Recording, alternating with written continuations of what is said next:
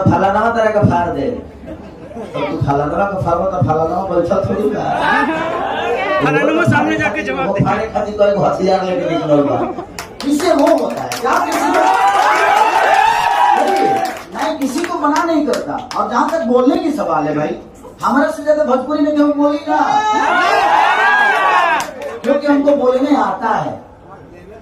हम पढ़े नहीं हैं, लड़े हैं समय से। हम पैदल मुंबई का रास्ता चुने हैं, फ्लाइट से नहीं गए। तब हमें पता है कि मार्केट में कितनी दुकान है, तब हमें पता है कि किस बाजार में क्या प्रॉब्लम है, कैसे अपने जीवन को लेकर जाया जाता है।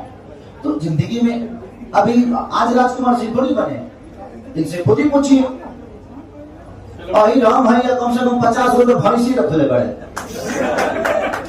विषय वो नहीं है। आज भी मैं तबेला पे जाता हूँ तो ओरिजिनल दूध मिलता है।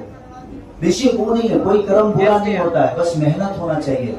ये आदमी मेहनत करके, इनको भी पता है अपनी औकात, मुझे भी पता है अपनी औकात, लेकिन आज आप लोग का प्यार और सम्मान ही इनको भी बना किया है और मुझे भी, और आने वाले भविष्य को भी बना करेगा, चाहे वो कोई भी दुनिया का आदमी। बस इससे ज्यादा कुछ क्या कहूं मैं। और सबसे बड़ी चीज, जितने भी मेरे यूट्यूबर भाई, चाहे वो मेरे सपोर्ट में बनाते हैं, प्लीज आप किसी को भी बोलिए। अगर कोई मुझे गाली भी देता है ना, तो उसको गाली मत दो, आप उसको सम्मान दो। आप सम्मान दोगे ना, तो आज नहीं तो कल वो भी देख देख के सम्मान देना सीख ही जाएगा। हाँ, गाली देके किसी का सम्मान मत करो भाई, वो दे रहा है ना।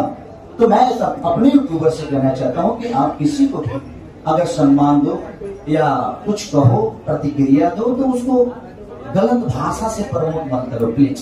क्योंकि आप भोजपुरी भाषा को गाली दे रहे हो, किसी कलाकार को दे रहे हो, तो फिर इतने सारी को नहीं बल्कि किसी को भी। तो प्लीज आप लोग अपने शब्दों का चयन करके ही किसी के लिए बात करिए, तो शायद हम भी बच जाएंगे, हमारी भोजपुरी भी बच जाएगी।